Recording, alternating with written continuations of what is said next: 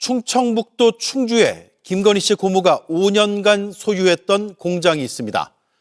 2024년 김 씨 고모는 이 공장을 매물로 내놨습니다. 하지만 사려는 사람이 없었다고 합니다. 그런데 팔렸습니다. 신천지의 한 간부가 공동 명의로 43억 원을 주고 샀습니다. 이 과정에서 공장을 담보로 빌렸던 36억 원 정도의 대출도 떠안았습니다. 입금 내역에는 고모라고 나와 있습니다. 김태형 기자의 단독 보도입니다. 1년여 전까지 5,000평 규모 이 공장 소유주 이름은 김혜섭이었습니다. 김건희 씨 친고모입니다. 윤석열 전 대통령이 검찰총장 시절인 지난 2019년 공매로 낙찰받았습니다. 하나님이 우리한테 100억짜리 건물을 줬어 지금. 충주에다가 혹시나 윤 후보한테 그거 될까봐 지금 일부러 해를 주고. 방직 생산, 태양광 발전 시설을 운영했지만 장사가 잘 안 됐습니다. 전기 요금을 연체할 정도였습니다. 내가 물류 사업 왜 하든지 아니면 임대나 줘서 하려 했더니 이게 물류도 안 맞고 임대도 안 된다는 거예요. 지난 2024년 초 매물로 내놨는데 사려는 사람은 나타나지 않았습니다. 매물도 제가 막 수십 번 보여주고 했어요. 매물 나왔을 때도. 근데 그래서 못 찍겠지 뭐. 그러면 매물로 나와도 잘 안 되는 이유가 뭘까요? 이 활성화가 잘 안 되는 거죠 뭐. 그해 10월 국정감사에서 이 공장에 대한 의혹이 불거졌습니다. 김건희 여사의 처가 공장은 아무런 제재도 없이 4년 동안 불법 발전 사업을 했습니까? 며칠 뒤 갑자기 이 공장을 사겠다는 인물이 나타났고 계약은 일사천리 진행됐습니다. 당시 계약서를 입수했습니다. 동업자 1명과 이 공장을 산 인물, 당시 충청북도와 강원도를 담당하는 신천지 빌립지파 고위 간부였습니다. 36억 원이 넘는 대출까지 모두 떠안았습니다. 그러니까 대표이사 할 거면은 신용과 우리가 받아야 되잖아. 네. 네가 대표야, 이제 이력이 들어가야 되는 거야. 그 신용비래 거기도.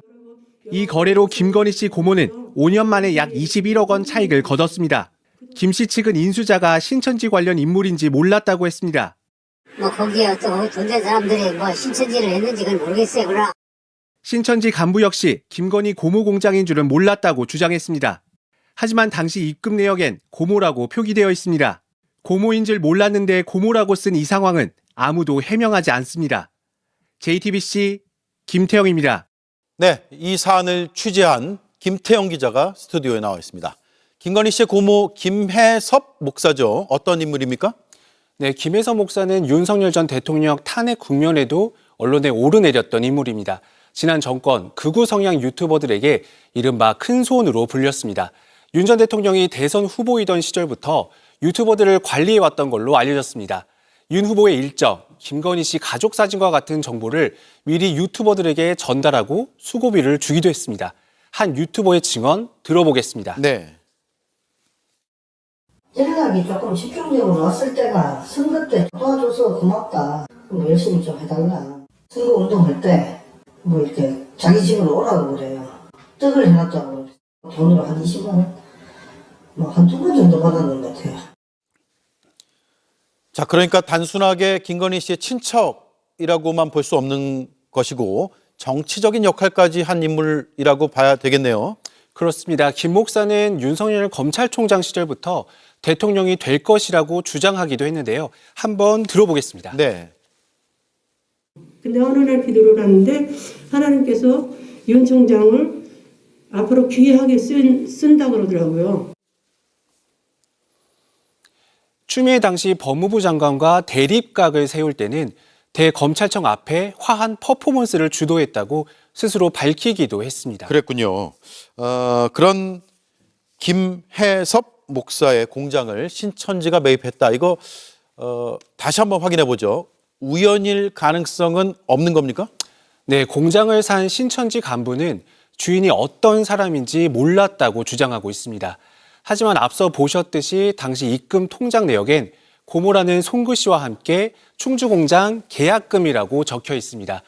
또 당시 통화 내용을 들어봐도 김건희 고모 공장이라는 걸 알고 있었다는 건 분명합니다. 네, 저 옆에 금액이죠. 3억 원. 네, 맞습니다. 3억 원 옆에 저 계약금이고요. 네, 그렇습니다. 예, 그 옆에 괄호 열고 고모, 괄호 닫고 이렇게 계약금이라고 써 있네요. 네, 분명히 손글씨로 적혀 있습니다. 예. 그렇다면 신천지가 왜 이 공장을 매입한 것인지 그 의도를 따져봐야 될 것 같은데요. 네, 맞습니다. 신천지는 간부 개인의 결정일 뿐이라고 주장하고 있지만 석연치 않은 점이 한두 가지가 아닙니다. 지금 보시는 게 바로 저희가 입수한 매매 계약서입니다. 특이한 점이 있습니다. 보통 거액의 부동산을 사고 팔 때는요, 잔금까지 다 치러야 경영권을 넘겨주는 게 정상입니다. 그런데 이 계약서를 보시면요, 첫 번째 계약금만 지급하면 경영권을 전부 양도한다고 나옵니다. 네. 한마디로 돈도 다 받기 전에 권리를 통째로 넘겨줬다는 의미입니다. 그만큼 고모 쪽은 빨리 이 공장을 정리하고 싶어 했다는 뜻일 테고요. 그 필요를 신천지가 채워준 겁니다. 공장을 산 신천지 간부는요, 이 업종과는 전혀 상관없는 직업, 종교인이었습니다. 네.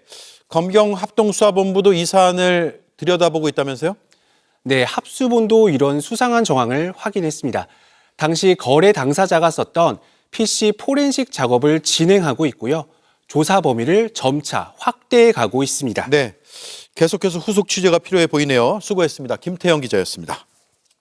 JTBC 뉴스룸을 시청해 주셔서 고맙습니다. 저희는 저녁 6시 30분 뉴스룸에서 뵙겠습니다. 매매 과정을 보면 석연치 않은 점이 많습니다. 2024년 10월 국정감사에서 의혹이 제기되자마자 신천지가 거액을 준비하고 나타났습니다. 김건희 씨 고모에겐 은인과 같았습니다. 저희가 입수한 녹취 등으로 당시 상황을 재구성해 보겠습니다. 이한길 기자입니다. 이 공장이 누굴까요? 이 공장은요, 김건희 여사의 고모 김혜섭 고모부 장입니다. 지난 2024년 10월 17일 국회 국정감사에서 김건희 고모 김혜섭 씨 공장에 대한 의혹이 처음 제기됐습니다. 그즈음 신천지 빌립지파 내부에선 갑자기 헌금을 하라는 지시가 내려왔습니다. 그거는 공장이라고 안 하고 아마 체육공간이라고 했을 거예요. 우리 운동회 데가 없지 않니? 뭐 이런 식으로. 이 비용을 우리가 이렇게 십시일반으로 15억 원가량을 모은 걸로 알려졌습니다. 국감이 끝나고 닷새 뒤 신천지 간부 김모 씨는 공장 매입 의사를 밝히고 동업자 계좌로 5억 원을 보냅니다. 일주일 뒤 이 동업자는 고모 김혜섭 씨 계좌로 계약금 3억 원을 보냅니다. 계약금 지불 이틀 뒤 신천지 간부는 공장 대표이사로 취임합니다. 매각까지 걸린 시간 딱 보름이었습니다. 믿어지지 않죠, 공장이 그래가지고 지금 굉장히 어렵죠. 김건희 씨 고모 측은 거래를 서둘렀던 걸로 알려졌습니다. 11월 5일까지 정기이전 넘기는 걸로 알아고 했더니 어이구 내일까지 서류 갖다 주고도 빨리 해서 이달 말 안에 알아보니 이달 말이 내일인데 무슨 이달 말 안 해야. 야, 거기도 성격 되게 급하시네. 급한 게 아니고 예. 지금 그 김건희 고모를 예. 때리려고 하니까 예. 빨리 키우려고 하는 거지. 거래가 끝나자 공장 주주 명부엔 1, 2대 주주 모두 신천지 간부가 이름을 올렸습니다. 지난해 2월엔 회사 이름을 바꿨습니다. 고모 김혜섭 씨 흔적은 완전히 사라졌습니다. 신천지 측은 신도 개인이 한 일일 뿐 교단과는 상관없다고 주장했습니다. JTBC 이한길입니다.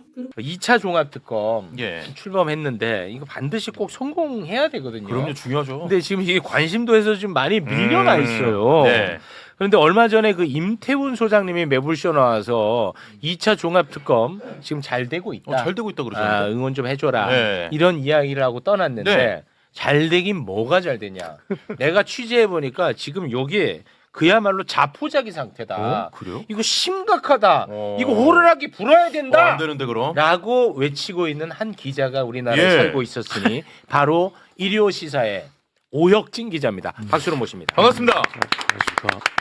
임태훈 소장님이 오혁진 기자 입 꼬매버리겠다는 이야기를 했습니다. 예. 왜 그런지 모르겠다. 아니 지금 잘 돌아가고 예. 있는데 너는 왜 자꾸 분란을 만드냐. 오혁진아 너 나이도 어린 놈의 자식이. 어떻습니까? 안 했어. 네. 아니 뭐 허위에 가깝다 뭐 이런 말씀하신 거 보셨군요. 네, 봤는데 보셨군요. 그렇게 지적해 주신 거 저도 이해해요. 그러니까 지금 내부 상황을 어떻게 보냐에 따라서 좀 판단이 좀 다를 것 같아요. 해석의 영향이라던가. 예. 근데 제가 지금 종합특검 안에 계신 한 명한테만 얘기 들은 게 아니에요.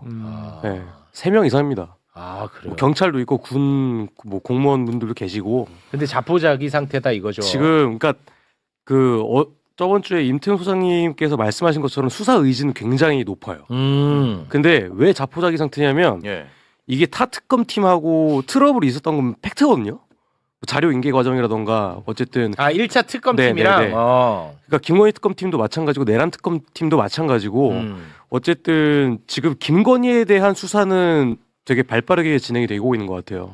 근데 내란과 관련된 수사는 사실 뭐 시작했다라고 볼 수가 없어요. 이게 그래요? 지금 네. 김명수 전 합참의장 입건한 거 네, 있잖아요. 입건했죠. 이게 6명 입건했잖아요. 네, 맞습니다. 합참 수뇌부. 예. 이게 종합특검에서 맨 처음 인지했던 게 아니에요.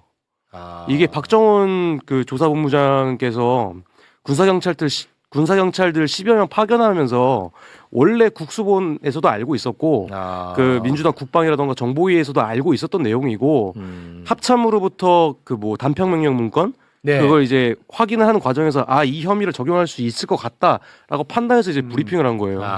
근데 이제 사실 특검팀 내부에서 어떤 좀 이견이 있었냐면 네.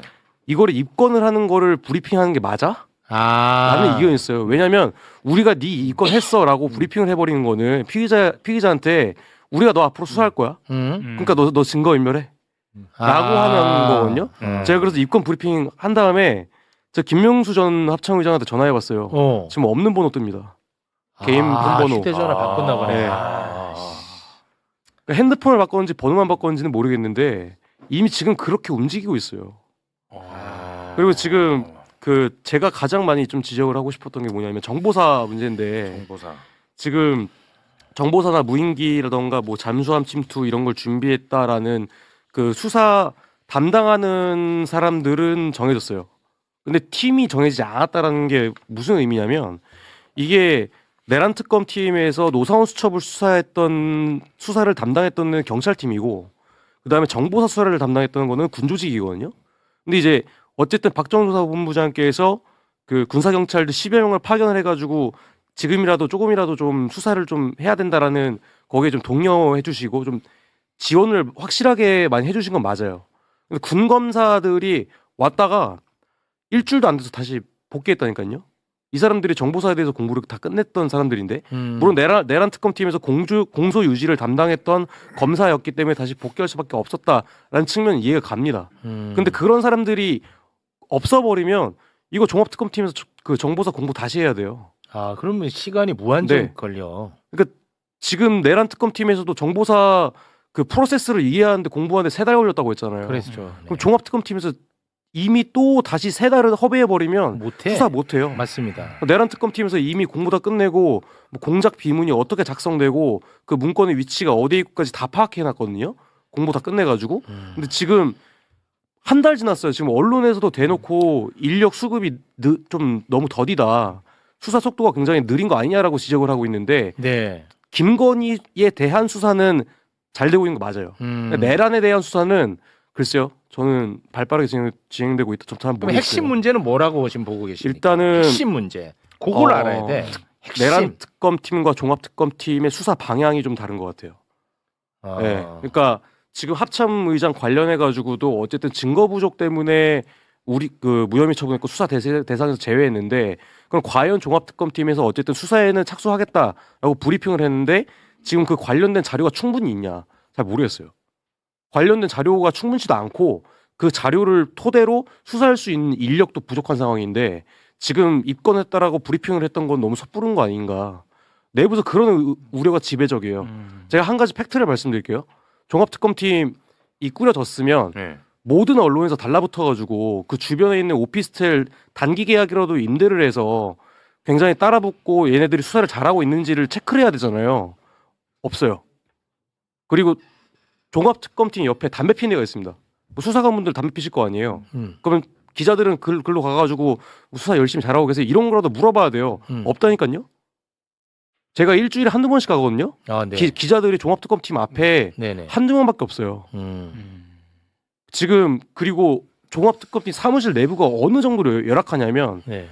예를 들어서 뭐 민원실, 뭐 영상 녹화 조사실 이런 데가 있으면 플라스틱으로 뭐 끼워놓고 이러잖아요. 그게 아니라 A4 용지에 적어가지고 지금 붙여놓는 상태예요. 그러니까 지금 뭐 예산이라던가 그런 것도 부족하고 그러니까 부족한데도 불구하고 열심히 노력하려고 하시는 분들이 굉장히 많아요. 예산이 근데 왜 부족해요? 지금 일단 아직 그 국회에서 다 통과가 안 됐습니다. 아, 네. 그래요. 그리고 2차 종합특검 관련해서 예산이 통과가 안 됐어요? 지금 제가 언제 통과될지는 아직 확인을 못 했는데 아직 다 통과되진 않았어요. 왜? 그리고 왜 특별수사관 채용과 관련해서도 원래 3월 중순까지가 그 변협의 공지 사이트 올려놓고 변호사들을 특별수사관으로 채용한다고 종합특검에서 밝힌 적이 있어요. 원래 3월 중순까지가 마지막 그거였어요. 3월 말까지 늘린다니까요. 지금 지원자가 없어가지고. 지원자가 없어서 안 가려고 해요. 참 이게 그 언론에서 관심을 못 받다 보니까 더 그런 것 같네. 네. 예산 관련해서는 국회에서 통과가 안 됐다는 거는 조금 그건 좀 이상하죠. 정확한 표현은 아닐 그런가요? 것 같고 집행이 안 되겠지. 집행이 안 되는 거예요. 예산이 그러니까 작년 12월에 이제 2026년도 예산안을 네네네. 통과를 시켰잖아요. 네네. 근데 실제로 예산이 내려오는데 실제로 돈이 내려오는 게 대부분의 경우에 1, 2월 달에는 거의 안 내려와. 이게 3월 넘어가야 돼. 그래요. 좀 늦어요. 이게 시차가 예. 있어. 그런 측면에서 아마 지금 예산이 아직 안 내려오고 있는 거 맞아요. 아닌가 예, 싶은데요. 맞습니다. 예. 걱정돼요. 그런 것 같습니다. 너무 걱정됩니다. 네. 우리라도 좀 가끔이라도 좀 관심을 가져야 될 것 같습니다. 예. 너무 관심을 갖지 않다 보니까 맞아요. 이게 더 좀 안 좋은 쪽으로 가고 있는 것 같은데요. 그래서 제가 이제 그 기사를 썼던 거는 제가 2주 전에 썼는데 맞아요. 그래서 그러니까 좀 잘 됐으면 좋겠다. 잘 됐으면 예, 좋겠지 우리도 다. 그래서 제가 특검 안에 한번 갔다 왔어요. 2차 종합특검. 네네네. 네. 제가 뭐 조사받은 건 아니고 면담 네. 차원에서 한번 미팅을 했는데 네. 저는 좀 그러니까 제가 이런 경험이 처음이었던 게 뭐냐면 네. 거기 담당하시는 이제 군 관계자, 경찰 관계자분이 어떤 거부터 수사를 해야 되는 게 좋을까요라고 물어보는 거예요. 그걸 기자한테 물으면 어떻게 해? 그래서 많이 심각한 것 같은데. 제가 그래서 지금까지 정보사만 취재를 했다 보니까 정보사에서는 이런 게 문제였던 것 같고 판교에 누구누구가 왔고 여기에 뭐 특수대대장이 있었다는 건 HID 전부를 동원하려고 했다라는 그런 의혹이 있다. 근데 이런 부분에서 내란 특검팀에서 공부를 다 끝내는데 수사를 정말 좀 정밀하게 접근을 하지 못했던 것 같다. 기간이 부족해서. 그래서 종합특검팀에서 이런 것들을 정확하게 잘 캐치를 했으면 좋겠다. 이런 식으로 제가 말씀드렸거든요. 그리고 정보사 관계자들을 이제 그 내란 특검팀의 나름대로 적극적으로 진술했던 사람들이 누구인지를 제가 말씀까지 드렸어요. 굉장히 심울해 있는 상황이에요, 진짜로. 네. 임태훈 소장님께서 말씀하셨던 대로 분주한 상황인 거 맞아요. 네, 의지도 네, 있고. 네. 근데 굉장히 열심히 하려고 하는데 우리가 뭐부터 열심히 해야 되는지를 지금 팀 구성도 안 돼가지고 네. 미비하다니까요. 그래서 모든 언론에서 좀 특달같이 좀 달라붙어서 네. 종합특검팀이 어떻게 수사를 잘하고 있는지를 해야 되는데 맞아. 모르겠어요. 알겠습니다. 제가 되게 좀 안타깝고 그래서 저도 사실 이게 계속 취재할 가치가 있을까라는 그런 의구심까지 들어요. 그러면 안 되죠. 네, 유일한데. 근데 모르겠습니다. 기자들이 안 붙는다는 거는 그건 다 그만한 이유가 있어서 안 붙는 거니까. 그럼 왜 그래요? 아니 나오는 게 없으니까. 나오는 게 없어요. 아니 나오는 게 있으면 기자들이 붙죠. 당연히 그 앞에서 진짜 이른바 뻗치기를 하지. 그쵸. 근데 기자들이 없다는 거잖아. 없어요. 네. 그리고 그 김명수 전 합참의장 그 이권 브리핑했을 때도 그 백브리핑이 이루어지고 나서 불만이 조금 많았어요, 기자들이. 왜요? 약간 뭐 이권 하나 했다? 그거밖에 없는 거 아니에요? 내용이 뭐 없는데 내용이 약간 없다. 이러면서 불만이 좀 많았고. 네. 그러면 이제 그 어떤 내용을 추가로 특검이 할 수 있는지를 뭐 기자 이제 다른 분들이 좀 취재를 좀 하셔야 되는데 취재를 하시긴 하는데 막 되게 많이 안 달라붙으세요. 네. 알겠습니다. 저희라도 좀 관심을 갖도록 하겠습니다. 오늘 정말 너무 중요한 말씀을 해주신 것 같아가지고 참 귀하다는 생각이 듭니다. 오혁진님 정말 존경합니다. 고맙습니다. JTBC 보도가 제법 이슈가 됐던 내용이 있습니다. 오랜만에 김건희 씨 이름이 거론이 됐는데요. 2024년 10월 국정감사에서 김건희 씨 고모가 소유한 충북 충주의 태양광 발전시설 공장 등이 불법으로 운영된 거 아니냐라는 의혹이 있었던 적이 있었습니다. 그리고 얼마 안 돼서 이 공장이 팔렸는데 신천지 한 간부가 공동 명의로 43억을 주고 샀다. 이게 확인이 됐고요. 그래서 이제 취재 과정에서 신천지 사람들한테 물었죠. 그랬더니 김건희 고모인지 모르고 샀다라고 말은 하는데 입금 내역에 보면 고모라고 적혀 있어요. 그러니까 입금 내역에 진짜로 이름이 뭔가 고씨 아까 말했던 화제의 고씨 여보세요. 돌아가신 어머님을 제 이름을 모르는 사람들이 고모 씨라고 부를 때가 있습니다. 고모 씨. 그 고모 씨인가? 그러면 이모 씨는 이모입니까? 장모 씨, 예. 이모 씨. 아무튼 이 고모라는 장모는 그거가 장모 씨, 장모 고모. 어머 다 되네. 정모. 정모가 없네. 정모는 이제 정기 모임이죠. 아 정모? 엠빵이다. 정모에 돈을 버는 거군요. 네. 아무튼 그런 이 고모라는 글자가 적혀 있는 입금 내역도 있었고 녹취도 나왔어요. 지금 그 김건희 고모를 때리려고 하니까 빨리 치우려고 하는 거지라는 녹취도 나왔습니다. 그러니까 정황을 보자면 김건희 씨 고모가 이제 문제가 되니까 이거를 신천지가 뭔가 처리해 준 것 같은 그런 정황이거든요. 이 보도 어떻게 보셨어요?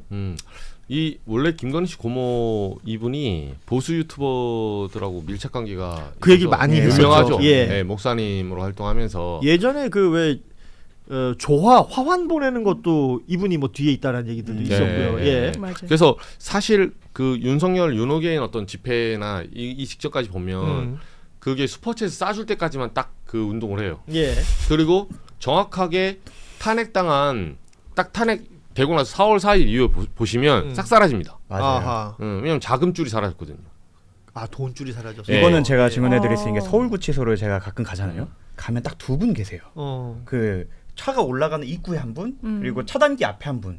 그거 말고는 아무도 없거든요. 그러니까 그 인원들이 싹 다 사라졌다. 싹 다 사라졌죠. 그렇죠. 그래서 세이브 코리아 집회할 때만 해도 윤호겐 막 하고 막 지지율 막 50% 나오네 했었던 게 다 탄핵, 그러니까 실질적으로 윤석열이 실각하고 그리고 실제적으로 헌법에서 탄핵당하는 이 중간 기간이 있어요. 지기현 부장판사가 풀어주는 바람에 난동이 났던 그 중간 기간 동안에 엄청난 시위가 일어나거든요. 나돌아다니면서. 그러면서 혼돈이 있었는데 그때 다 뒤에 배후에는 자금줄이 있었고 그 자금줄의 핵심 인물이 바로 고모다. 네, 이분으로 지금 지목이 되거든요. 늘 관리를 해왔으니까. 그러니까 이제 건물 팔고 그 돈 같은 것들이 나왔을 것이고. 그렇죠. 근데 그럼 신천지가 이렇게 여기에 일종의 뭐 정황으로 보자면 서비스로 보인단 말이에요.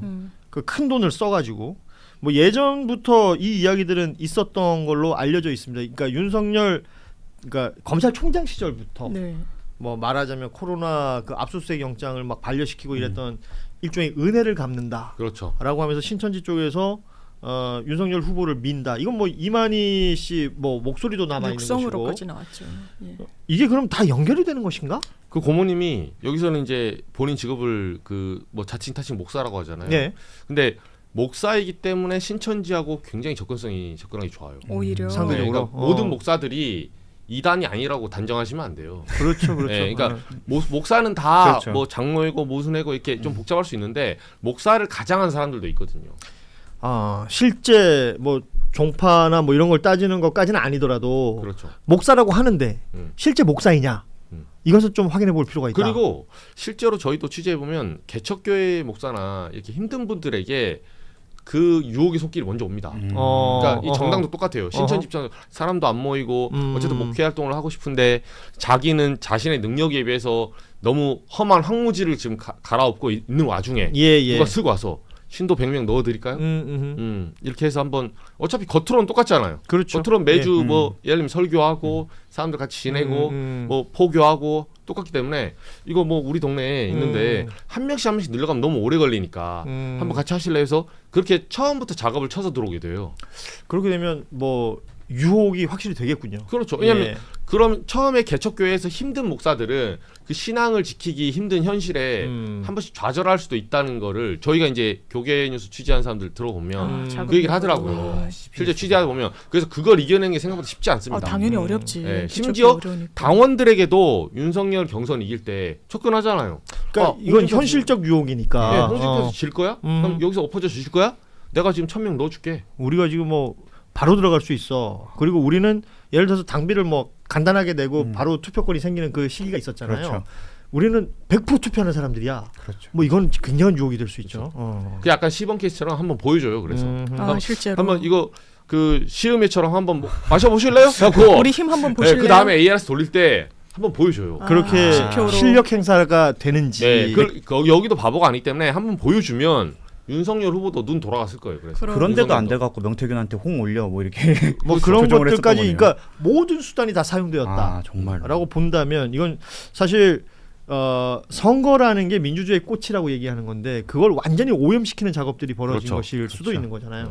근데 지금 이게 합수본에서 아마 수사가 되고 있을 것 같은데 저는 이게 특검보다 훨씬 낫다고 생각하는 게 인원과 기간에 제한이 없어요. 그 수사기관에서 수사하는 거니까요. 예, 그래갖고 이거는 좀 차근차근 지켜본다고 하면 생각보다 수사가 엄청 어려울 것 같지 않거든요. 왜냐면 녹취도 나와 있고 이런 이미 JTBC 취재만으로도 이러한 어떻게 보면은 정황이 나오니까 물증이 나죠. 물증까지 나와버리는 상황이라면 여기에 대해서는 뭐 몇몇 국힘의원들이 뭐 여길 털으면 뭐 민주당이 나올 거라고 기도를 하고 있지만 오히려 반대로 그 대선 때 과연 무슨 일이 있었는지를 밝히는 게 특검보다 합수본의 역할이 클 수도 있다는 생각을 합니다. 그렇군요. 그 JTBC 보도 중에 보면은 그 언론이 접근했을 때 이거 이제 대응하는 사람으로 나온 게 고모부라는 사람이 나왔단 말이에요. 모르겠어요.